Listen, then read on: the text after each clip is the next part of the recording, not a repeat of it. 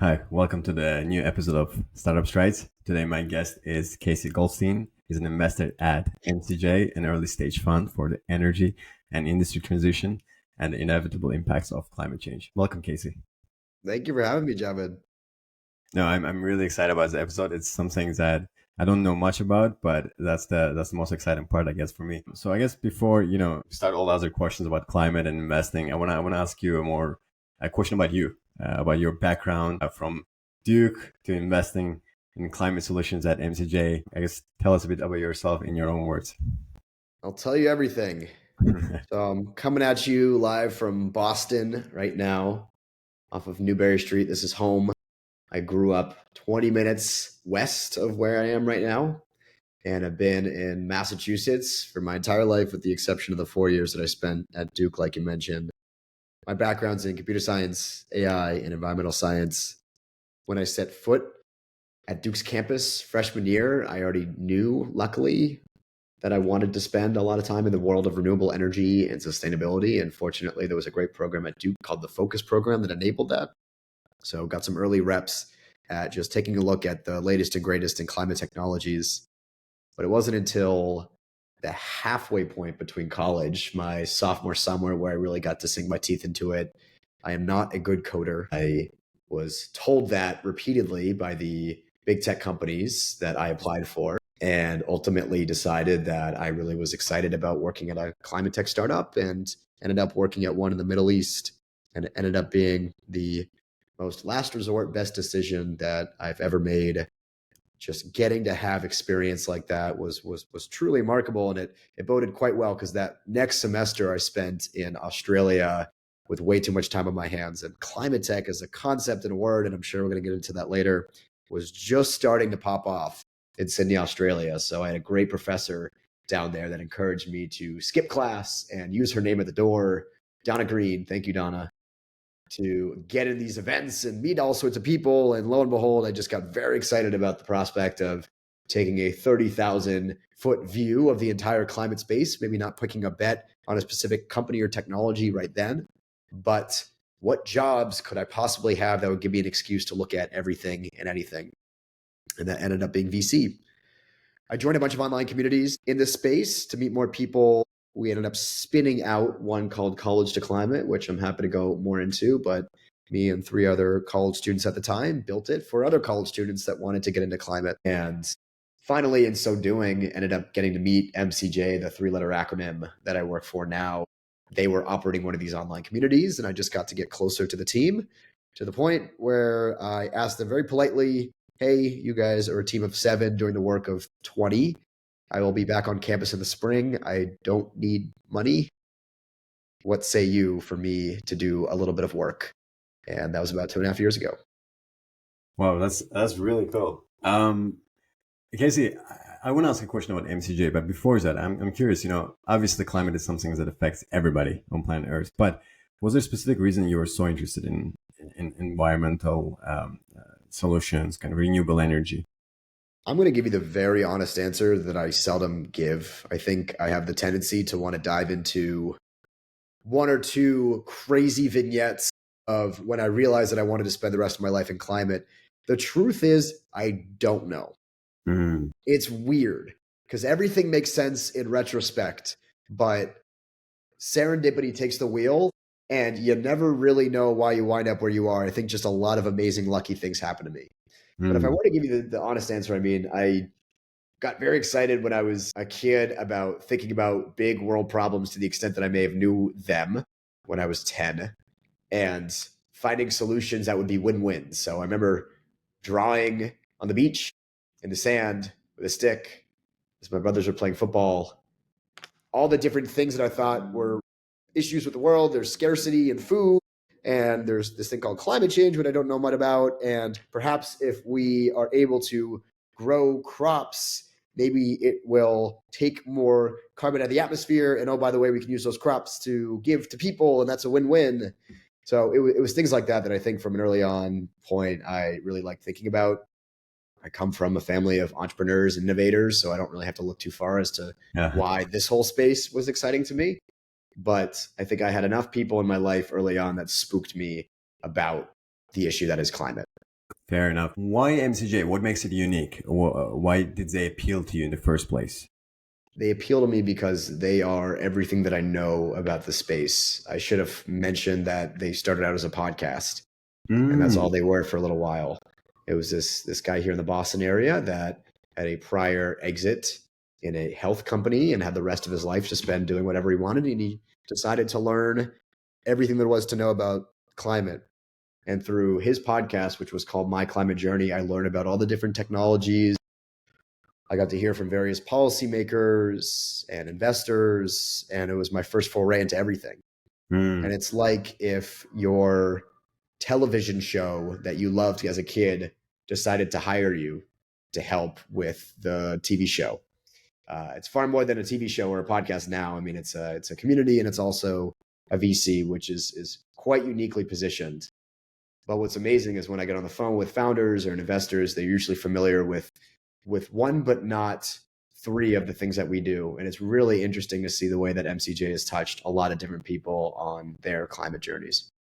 That's such a cool story. Maybe at some point it can be a story for myself too, from podcast to VC fund. What kind of startups and technologies do you guys typically back or like interested in at MCJ? So, Javed, if you were a founder and you came to me, this is the spiel that I would give you. We are an early stage climate VC firm investing in the transition of energy and industry, as well as solving for the inevitable impacts of climate change.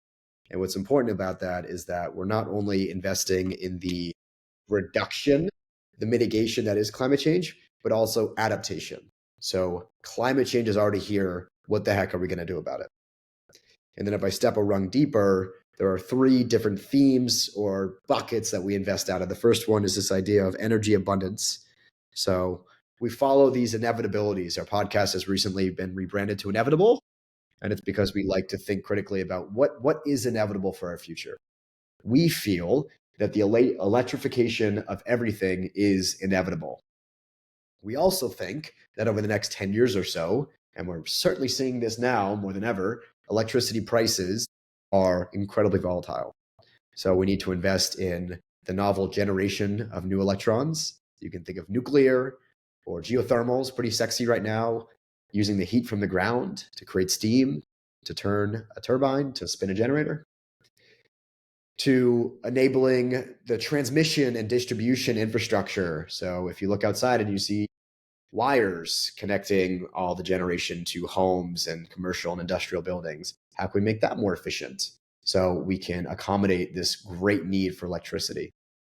That's the first bucket, clean energy abundance. The second one is new industrialism, which a lot of people are saying right now, reindustrialize or new industrialism. And what we're saying here is that the way that we build our built environment, our homes, our buildings, et cetera, and the way that our industries are formed, you can think about chemical manufacturing or cement production, is going to look completely different because we've got our pal AI right now to help expose inefficiencies in the way that we build and produce materials. And we can also use things like robotics and autonomy to try to spur manufacturing in a way that we've never been able to before.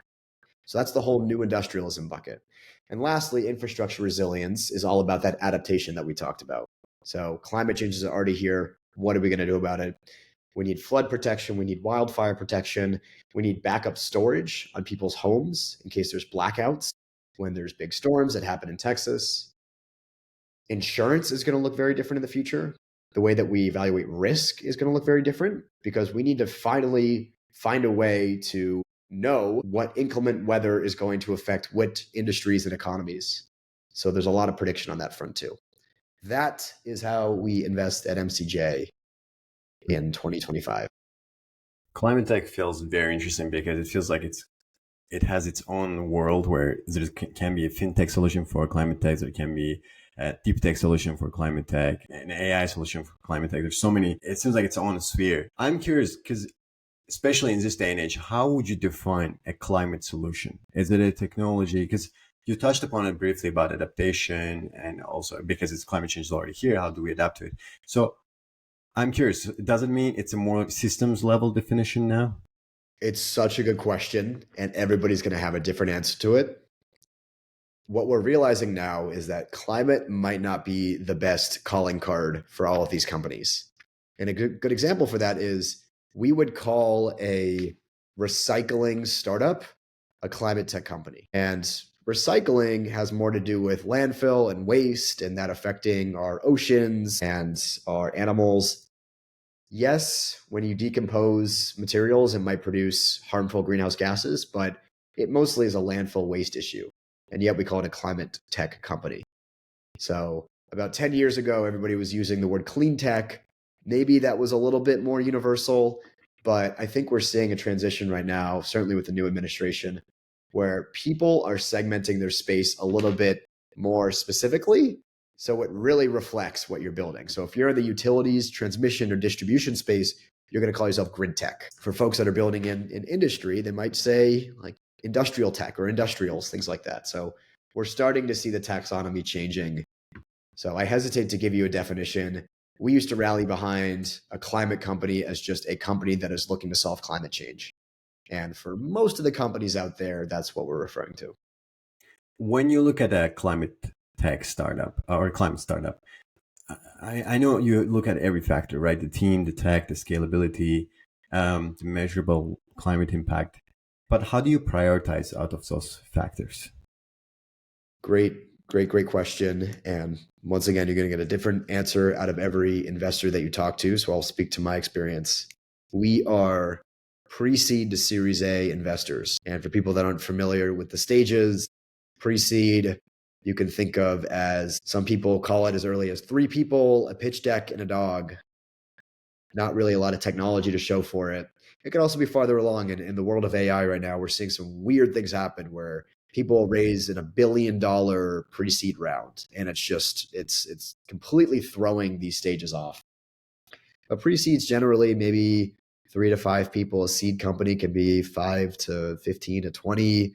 Series A, you're thinking about 15 to 80 people or so. So those are general rules. We spend increasingly a lot more of our time on the pre-seed side. So what do you do when you have to diligence a company that doesn't have any technology yet? Maybe they have an idea or they have backgrounds and theses about the space. You spend a lot of time diligencing the people more than anything. So have they built something like this before?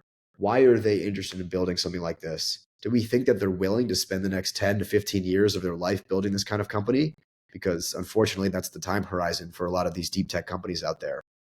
So we de-risk the founder's ability to build a company, which, by the way, has a lot more to do than just putting together pitch decks and raising money and hiring people. So that's the most important feature.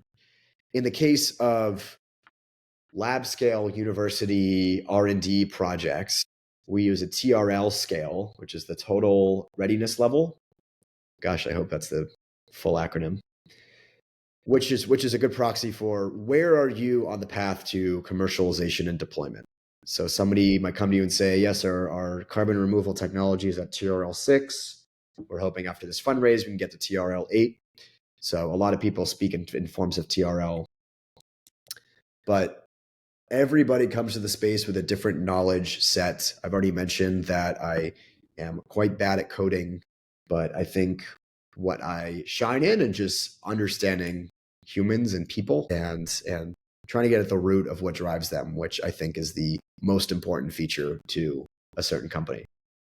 Because when you look at founder archetypes, when you say due diligence in people, it's such an interesting space because do you look at perhaps them being in the space for a very long time? Like if you look at somebody, let's say building in a manufacturing sector, right? Like a new industrial technology, you might expect them to be in the space for 10 to 15 years. They've worked, they've seen the inefficiencies, the problems. What's a typical archetype of somebody who's building a cool climate, like an actual climate tech startup? It runs the gamut. It's a great question. And you were right to hit a couple minutes ago that climate can include fintech companies. It can include deep tech companies. So it's far more broad than these other quote unquote industries you might see, which is why it's important to realize that climate is more a genre of companies than anything else. So a fintech climate startup founder is going to look a deep tech climate founder is going to look very different than a fintech climate founder. But on the deep tech side, because maybe that's more interesting to highlight. I mean, it's this weird combination of mad scientist, but for good. So you find these people that have very similar stories. They were spooked about climate change when they were a kid, or maybe even worse, they experienced the effects of climate change. There's a lot of people that built companies right after they suffered the January wildfires this past year, and they're very passionate because their family homes were burnt down. So you've got people with these really grueling stories that were already deeply attracted to technology and deep tech solutions, and all of a sudden they just want to build something that is meaningful and for good. So it's somebody who clearly has burned the midnight oil while they were in college or even at the first couple jobs they had, just to voraciously learn everything they can. Maybe they were building a fusion reactor in their New York apartment, which is true for a company that I met with last week. And it's just they are chomping at the bit to just get into the space. It's really remarkable, and it gives me hope that increasingly, I think a lot of ridiculously excited and passionate students in the world want to tackle big world challenges in a positive way. It's also going to be different from every investor, but I'm curious in your, I guess in your way of approaching these things, where do you come across those kind of people? What's your way of sourcing? Do you come across them at universities, at events, or just like really going deep into different, I don't know, I guess forums? Like, what's your favorite way of finding this mad scientists? Really depends on the ilk of the founder. I'm sure you've had other investors on, and they might talk about certain tools like Crunchbase, PitchBook, you name it. There is a tool that I'll plug just because I am a huge evangelist for it, called Harmonic, which is a sourcing platform specifically for early stage VCs, and I really think they've built a really beautiful product. So it'll be when you take the tech enabled approach, it looks an awful lot like that. But then to your point, it's a lot of boots on the ground. Let's head over to Stanford or MIT.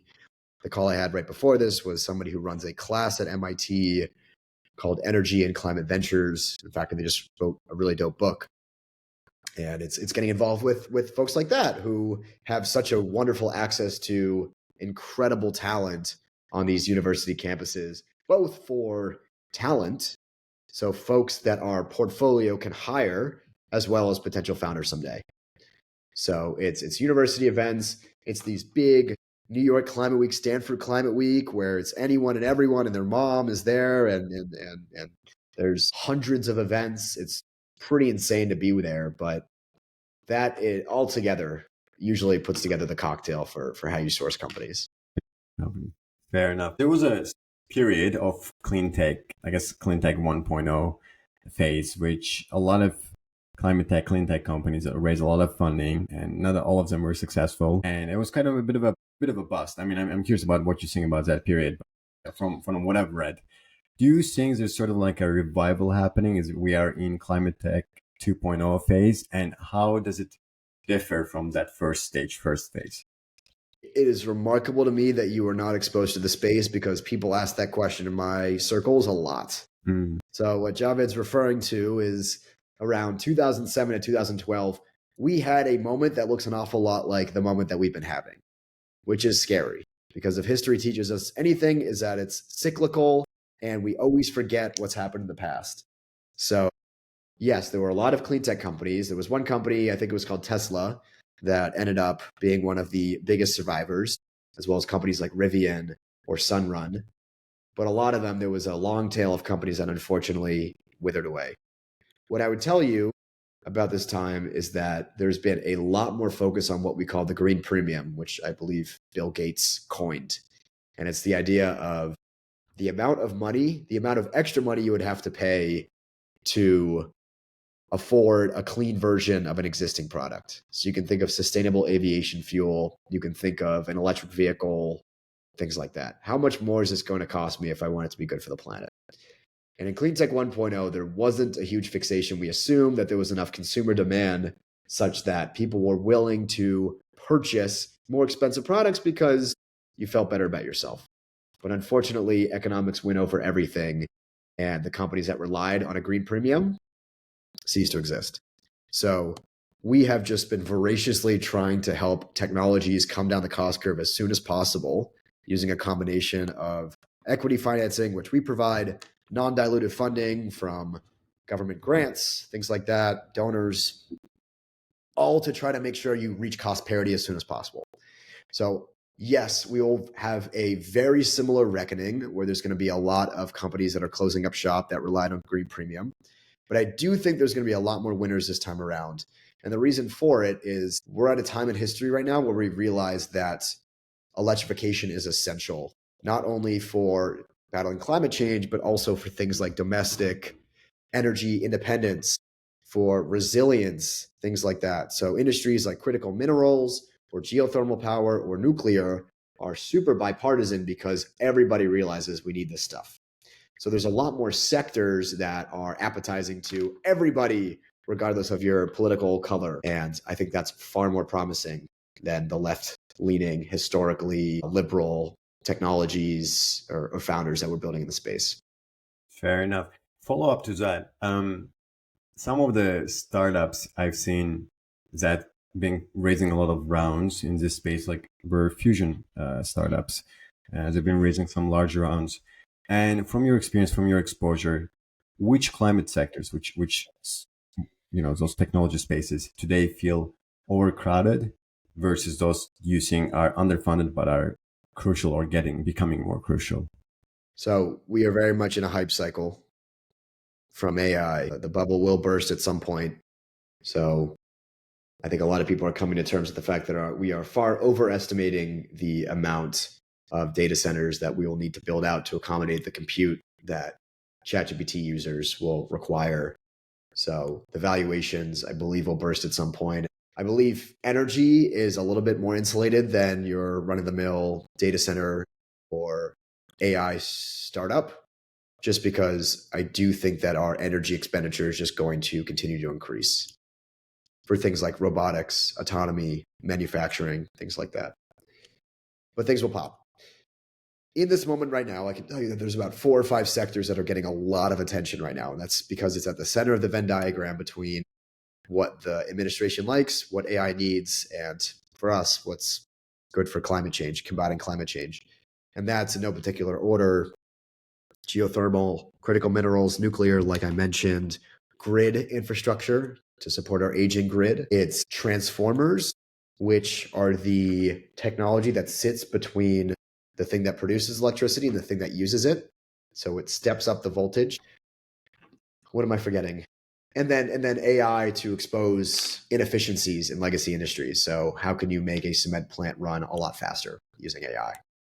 So these 5 or 6 sectors are receiving outsized attention right now, and I think they're going to come down to earth. So I'd say all of those are probably receiving more investment than they've ever before. Now, whether that's saturated or not will be at the discretion of historians when they look back at this moment in history. And I don't want to poo-poo on any particular one.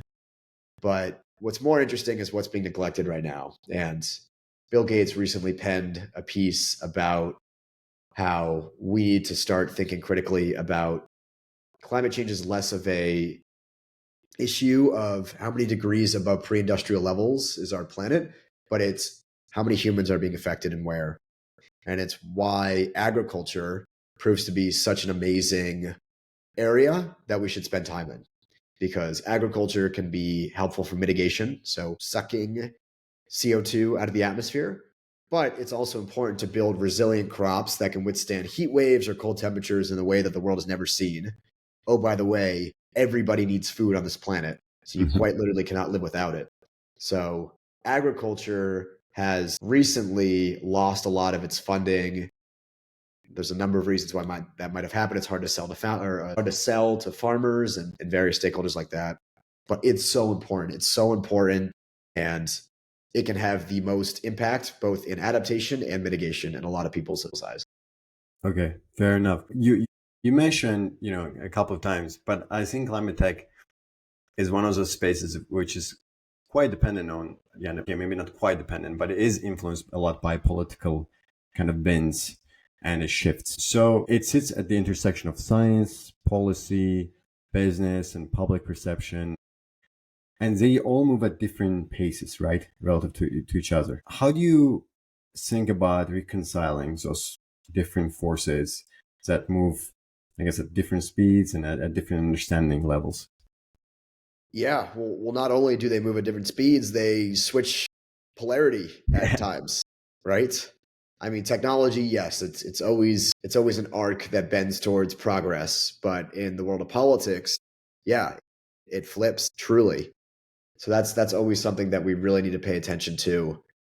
Once again, I mean, it's like when you watch a boxing match and the boxers hug afterwards, where it's like this real recognized real moment. When there is bipartisanship for technologies, it makes me so happy. Like you see people quite literally across the aisle shaking hands and hugging over certain concepts, and it's a reason that we love geothermal power, things like this, where it doesn't ruffle any feathers too much. And it's also things that I think will remain bipartisan. It's worth mentioning that in a lot of countries, climate change is not a partisan issue. Australia, pretty much both sides of the political spectrum want to build out more solar and wind. Nuclear is nuclear is the partisan issue where they can't agree. But by and large, everybody's on the same page. And it's remarkable. So, yeah, you want to isolate those technologies that don't seem to upset anybody. And the way to do that is to not lead with the climate case. So, Cleantech 1.0 did a lot of this, where the first slide or the first two slides of your pitch deck would talk about, look, if we are able to build this, this is the impact we'll have on our planet. You cannot start your pitch deck with that unless you're talking to an impact investor who that's part of their mandate just as much as returns.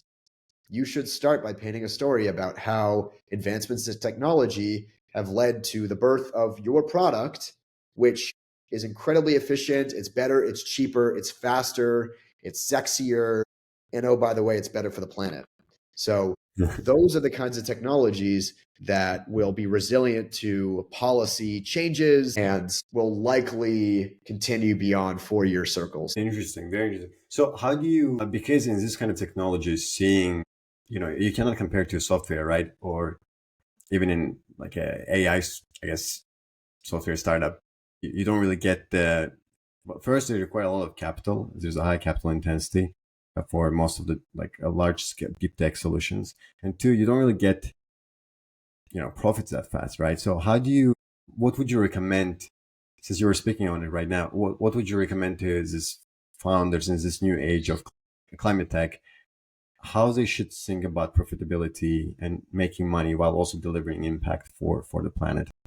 Yeah, it's a great question. So I think what you're referring to is we usually call it the deflationary economics of climate solutions. So more often than not, these new technologies are super expensive to purchase upfront. If I want to replace my natural gas boiler with a heat pump, it's going to be a lot of money upfront, but very, very low OPEX, so operating expenses.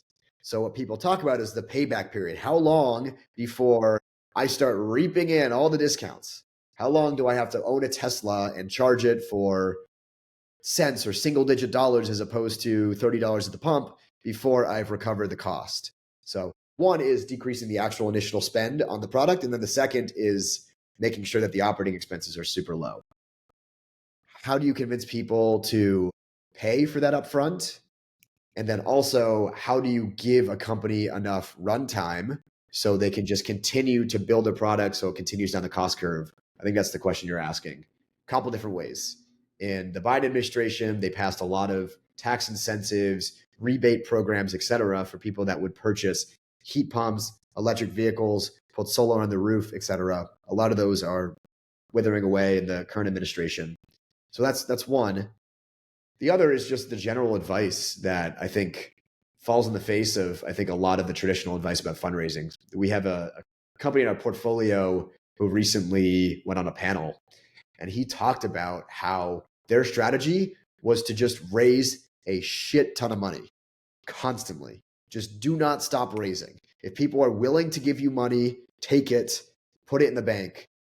And it's just to make sure that you can pass what's called the valley of death, which is when you are on your path from prototype to commercial plants.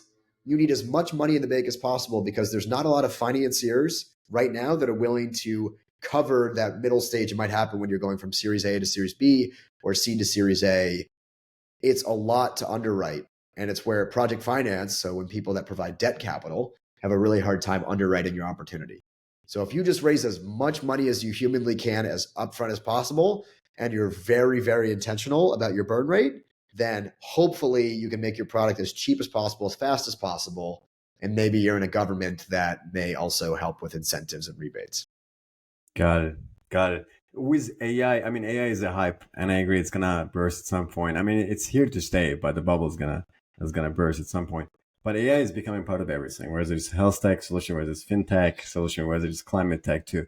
And I think some startups developing AI solutions to optimize kind of grid efficiency and etc.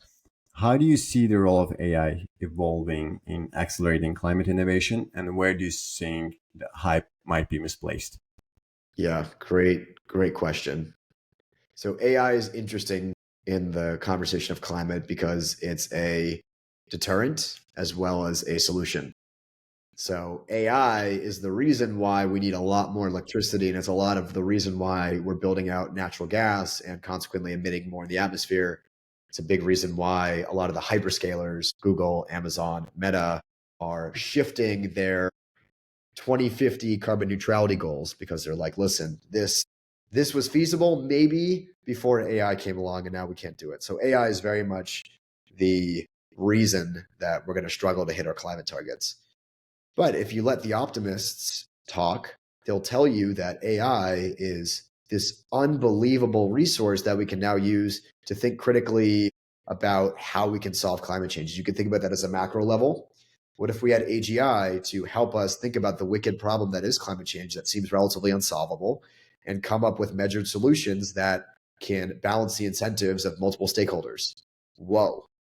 You can also think about AI as a way of, like I mentioned earlier, exposing inefficient processes. So perhaps we don't need to change a lot of our infrastructure. We just need to change individual components and processes. So it's things like that that I think a lot of people hope that AI will help with. That's the first part of your question. The second one was, where is it overhyped and where might the fervor fall? I think I mentioned earlier that I think people have a tendency to overestimate change. So a lot of people right now are earmarking a lot of capital to be funded into the development of data center projects. And I do think that we have overshot where I think we'll actually need to build out, which will be a lot of course correcting. I also think we're not taking into account the full extent of the hallucinations that we have in our current AI models.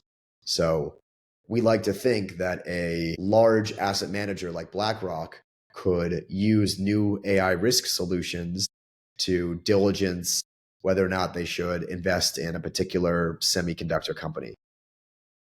And that's all well and good, but what if that AI hallucinates and gives them bad recommendations? So I do think there's a lot of startups cropping up in the space, but it's going to take a very measured approach to make sure that your product is right 1,000 out of 1,000 times, to make sure that you're not adding any deviation in the way that large banks underwrite deals like this. So I think that whole idea of AI risk solutions needs to slow down and be very intentional about their go-to-market strategy.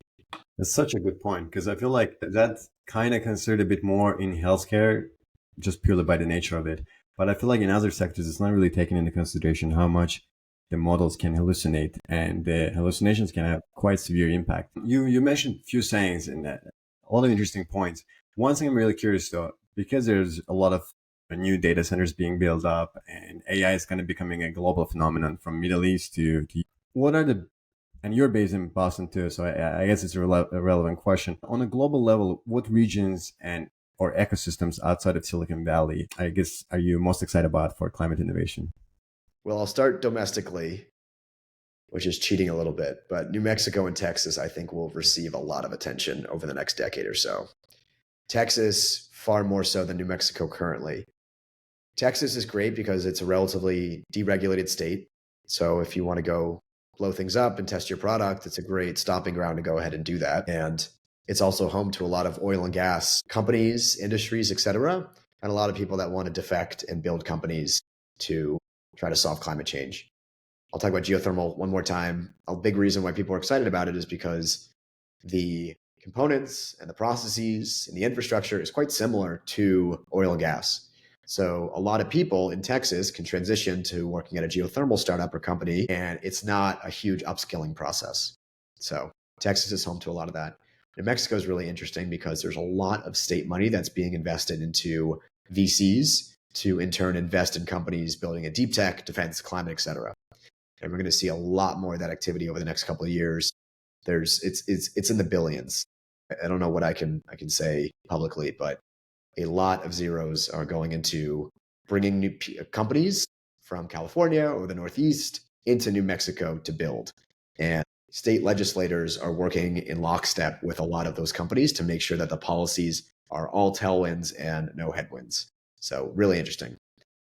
That's in the US. I think more broadly, every place, I think, outside of the US has been far more resilient when it comes to climate than the US has. I mean, we've got a current administration right now that has a lot of policies that are but Mark Carney up in Canada is very much a steward of the planet, and he's been continuing and even doubling down on a lot of non-dilutive grant funding that is available to a Canadian climate tech startup. So I think that's a great place to look at. Even south of the US, Claudia Sheinbaum, hopefully I'm pronouncing her name right, the new president of Mexico, is very much a staunch supporter of climate technologies.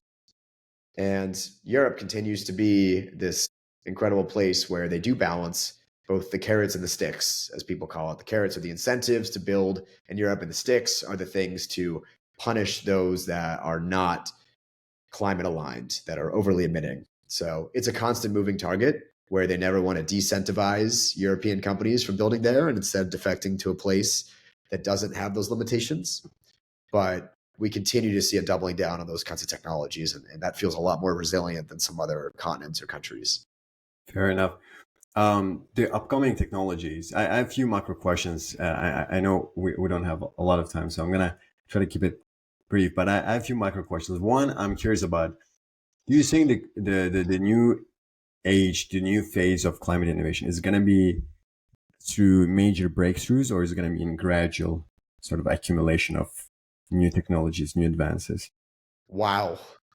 That's a really, really good question. There's a lot of people that kind of assume that there's going to be a messiah at some point, maybe another Elon Musk, but without the baggage, that comes along and truly is just this unbelievable, once in a millennia founder that is building for the right reasons and creates a technology that wins on all sides. And we're all holding out for that person. So there's a couple people in that camp. There's a lot of people in the camp of there's nothing we need to do on the technology side. We've got solar, we've got wind, we need money, and we need land. So a lot of people have mapped out how we can fix climate change with just the technologies that exist today. So there's a far spectrum. Where I net out is, to be honest, I oscillate. I sometimes think that we are somewhere on the graph, whatever you want to look at. Maybe it's total emissions reduction, and we're kind of slowly coming down the pike here, and in a indefinite point in the future where we just simply cannot see, we will just completely eradicate climate change. We can look at the ozone issue that we had decades ago, where we actually very quickly resolved putting all sorts of harmful aerosols into the atmosphere. And we were able to sign international legislature to ban certain aerosols, and we solved the problem. The hole is still there. It's slowly recovering. But it's kind of an existential issue similar to climate change that we solved before. So that was an example where I think policy really just drove everything. So this is not a good way to answer your question. I think what's most healthy for us right now, if you ask me if I had a certain dollar to spend, where should I deploy it? It probably has more to do with solar deployment or just scaling the things that already work, because there's no guesswork of if that dollar is going to work meaningfully towards the goal. Very interesting. I actually had a question, so I'm going to ask it. It's also about the capital. If you could redesign how capital flows in the climate today, how would you change? What would you change about the venture system, the current venture system? This is more of just a gripe in general. There's nothing that you can actually materially change. But if you're an AI startup in the Bay right now, you can raise like $30 million off of a pitch deck. Maybe it's your background or anything. The agriculture space, many other spaces are starved for that kind of capital. And dollars are not created equal. Like $1 to an AI startup is different than $1 to an agtech startup. So it's remarkable when you see the monster rounds that get raised. And if that was just a fraction of that was deployed into technologies that mattered, or like donating it to malaria nets in certain parts of Africa, which is usually the best way that you can spend your dollar. If I change the VC system, I think instead of changing anything, I think maybe just it's worth highlighting interesting models that we're starting to see. So there's a climate VC nonprofit called Elemental Impact, and they recently created a vehicle called a D-Safe. And I'm so sorry to the people at Elemental if I butcher this, but as I understand it, a safe note is the typical vehicle that you invest in a company. It's a simple agreement for future equity. You're not actually buying equity into a company. You're not buying a portion of the company when you give a safe note, but it's pretty much like an IOU. Like the company's like, okay, well, when we have a valuation, we know how much we're worth, we'll give you some equity in the company. A D-Safe is interesting because for certain technologies, they are given the choice with this D-Safe of either parting ways with equity or trying to pay that investment back as a loan.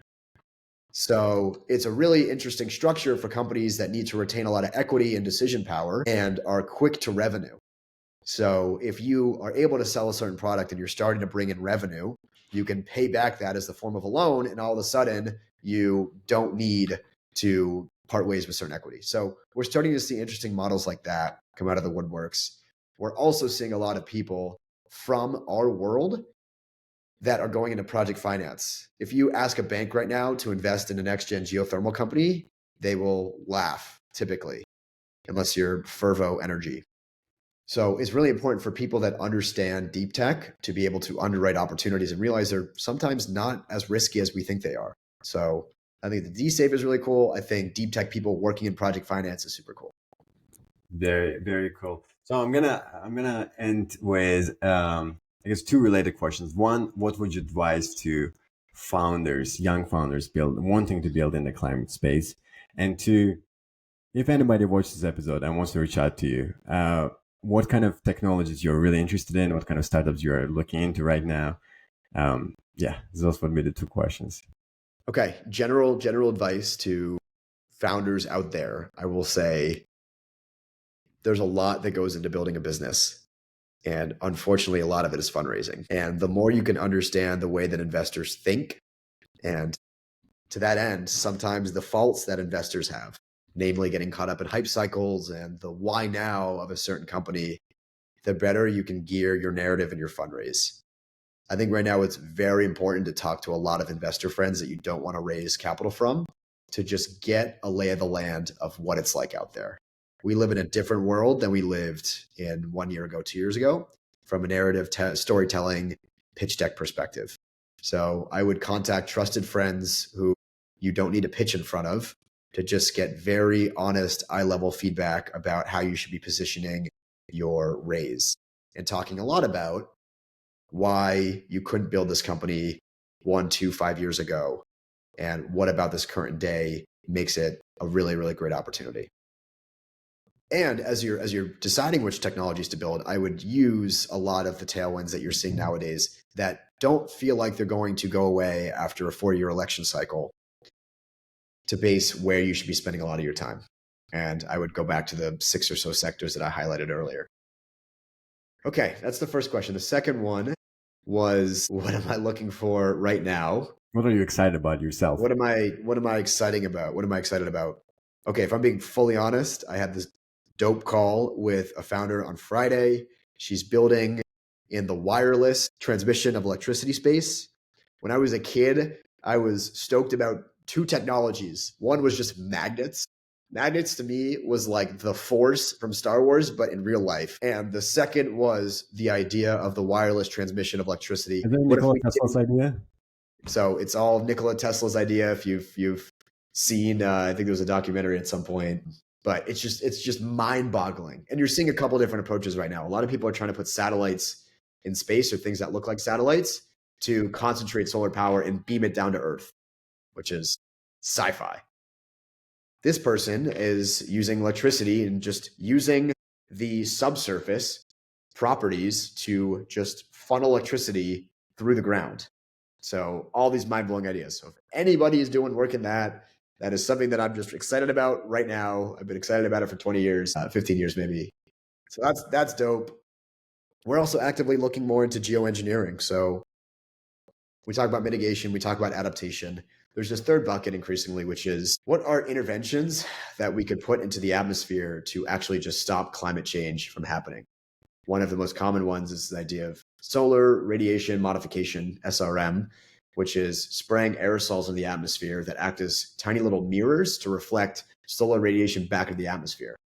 And the idea is, what if there's less sunlight coming into our atmosphere? There's less heating potential. It's really scary and it's playing God, but if done properly, it can stop the issue at its root. So we're looking a little bit into geoengineering. So if you have any companies in that space, or if you have any moral opinions about it, I'd love to have a conversation. Okay, so I feel like the last few things you mentioned would be good topics of discussion for another segment. I already have like 10 questions in my mind, but I know we don't have. Well, I do too.